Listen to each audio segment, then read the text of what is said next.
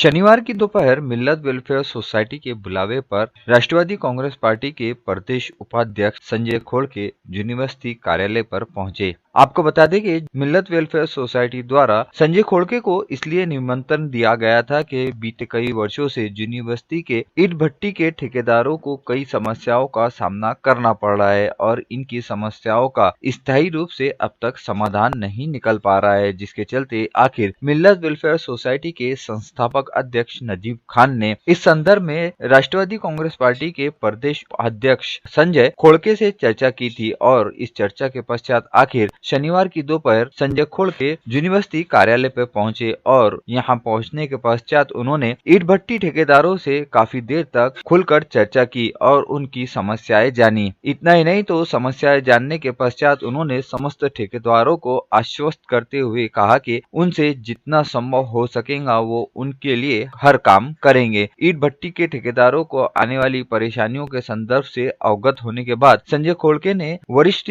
अधिकारियों से भी संवाद साधा और संवाद साधने के पश्चात अधिकारियों से ईंट भट्टी के ठेकेदारों के संदर्भ में चर्चा भी की, जिसके चलते मिल्लत वेलफेयर सोसाइटी पे आए ईंट भट्टी के ठेकेदारों के चेहरे पर रौनक नजर आ रही थी। इस संदर्भ में संजय खोड़के ने कहा कि उचित और सही काम के लिए यदि कोई भी परेशानी आती है तो वो हमेशा ही उनके लिए सहयोग करेंगे। जिस प्रकार से शनिवार की दोपहर मिल्लत वेलफेयर सोसाइटी पर जहां यूनिवर्सिटी के सैकड़ों ईंट भट्टी के ठेकेदार नजर आए तो वहीं मिल्लत वेलफेयर सोसाइटी के सभी पदाधिकारी भी इस समय उपस्थित थे और सभी ने राष्ट्रवादी कांग्रेस पार्टी के प्रदेश उपाध्यक्ष संजय खोड़के का भी आभार व्यक्त किया कि उनके बुलाए पर वो कार्यालय तक पहुंचे और कार्यालय पहुंचने के पश्चात उन्होंने सभी ईंट भट्टी के ठेकेदारों से उनकी समस्याओं के संदर्भ में संज्ञान लेकर उन्हें आश्वासन भी दिया। और इस संदर्भ में मिल्लत वेलफेयर सोसाइटी के संस्थापक अध्यक्ष नजीब खान क्या कहते हैं, आइए जानते हैं। आज शनिवार 26 दिसंबर मिल्लत वेलफेयर सोसाइटी के कार्यालय पर ईंट भट्टों की विभिन्न समस्याओं को लेकर राष्ट्रवादी कांग्रेस पार्टी के प्रदेश उपाध्यक्ष जनाब संजू भाई खोड़के साहब मिल्लत वेलफेयर सोसाइटी की ओर से निमंत्रण दिया गया था। इस निमंत्रण को वो स्वीकार करते हुए उन्होंने मिल्लत कार्यालय पहुंचकर ईंट भट्टे के ठेकेदारों से उनकी समस्याओं को सुनकर उन्हें आश्वासन दिया कि वो उनकी समस्याओं का समाधान निकालेंगे। मिल्लत वेलफेयर सोसाइटी का काम है केवल जनता की सेवा करना। इस उद्देश्य को लेकर मिल्लत वेलफेयर सोसाइटी जनता के हित में काम करेगी इंशाअल्लाह।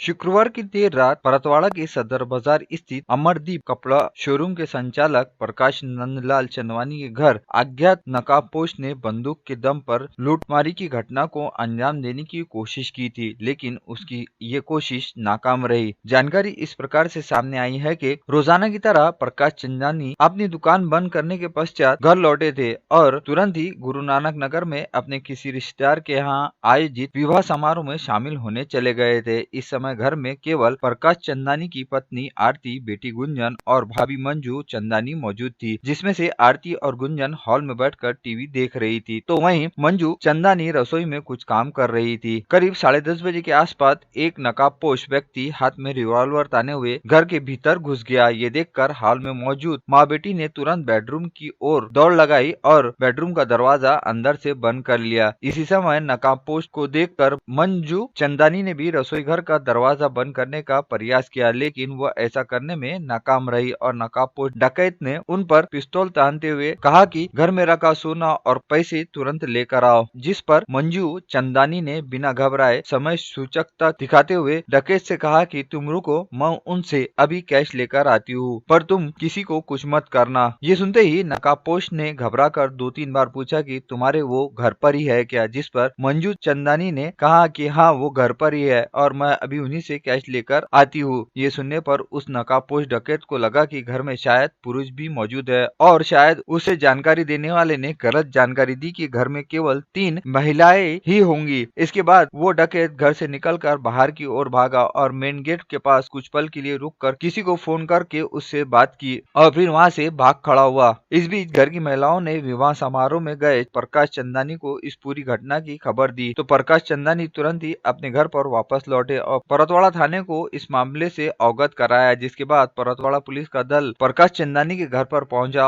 और छानबीन की शुरुआत की गई और अज्ञात नकाबपोश के खिलाफ अपराध दर्ज करने की प्रक्रिया रात में जारी थी तथा इस अज्ञात नकाबपोश की खोजबीन शुरू है। साथ ही पुलिस आसपास के परिसर में लगे सीसीटीवी कैमरे भी खंगाल रही है, जिसमें एक जगह शायद किसी सीसीटीवी कैमरे में वो नकाबपोश डकैत नजर आया। आगे इस मामले की जांच की शुरुआत करते हुए परतवाड़ा के थानेदार सदानंद मानकर के मार्गदर्शन में पीएसआई संजय गायकवाड़ एवं नीलेश वानखड़े, जयसिंह चौहान कर रहे हैं। महिला की समय सूचकता के चलते फिर से एक बार परतवाड़ा शहर में एक बड़ी डकैती का प्रयास असफल रहा। अचलपुर से मोहम्मद अजहरुद्दीन के साथ सैयद असलम की यह रिपोर्ट।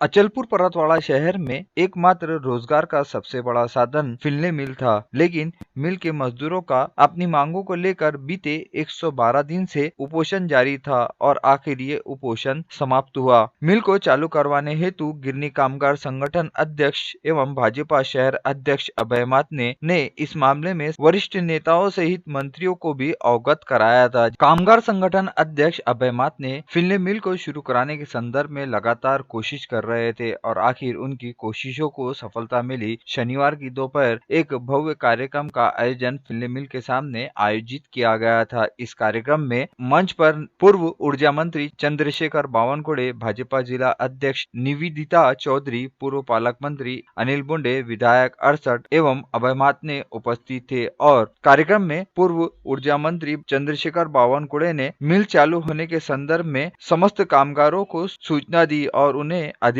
शासन की ओर से दिया गया पत्र भी बताया। ये खबर सुन जितने फिल्ले मिल मजदूर वहां पर उपस्थित थे, उन्होंने तालियों की गड़गड़ाहट के साथ में पूर्व ऊर्जा मंत्री चंद्रशेखर बावनकुड़े का आभार व्यक्त किया। इस समय मंच पर बावनकुड़े ने 1 जनवरी से मिल चालू होने की जानकारी दी तथा 3 हफ्तों के बाद में इस मिल से दोबारा से प्रोडक्शन भी शुरू हो जाएगा। जबकि इस कार्यक्रम में उपस्थित कई नेताओं ने इस संदर्भ में जमकर राजनीति के संदर्भ में एक दूसरे राजनेताओं पर निशाना भी साधा, लेकिन 112 दिन के लंबे इंतजार के बाद में इन सभी मजदूरों के चेहरे पर शनिवार की दोपहर रौनक नजर आई और 1 जनवरी से बहुत जल्द अचलपुर शहर की शान और अचलपुर शहर वासियों के लिए रोजगार का सबसे बड़ा जरिया फिल्ले मिल दोबारा से शुरू हो जाएगा। अचलपुर से मोहम्मद अजहरुद्दीन के साथ सैयद असलम की यह रिपोर्ट।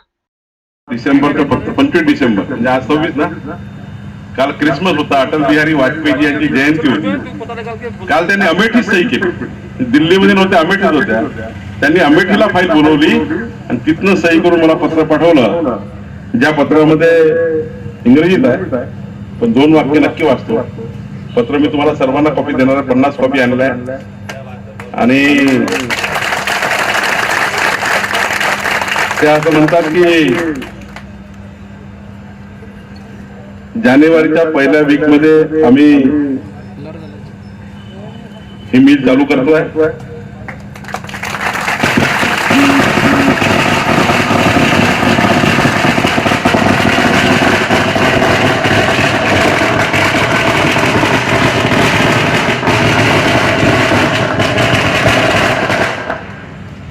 जानेवारीच्या पहिल्या आठवड्यात सर्व कामगारांना आम्ही कामावर घेतोय आणि प्रोडक्शन 3ऱ्या आठवड्यातून प्रोडक्शन चालू होणार आहे। तो पहली कॉपी मैं आपके खासदार को देता हूँ,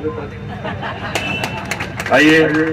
आप एक कागज लेके जाइए। जो पहले आपको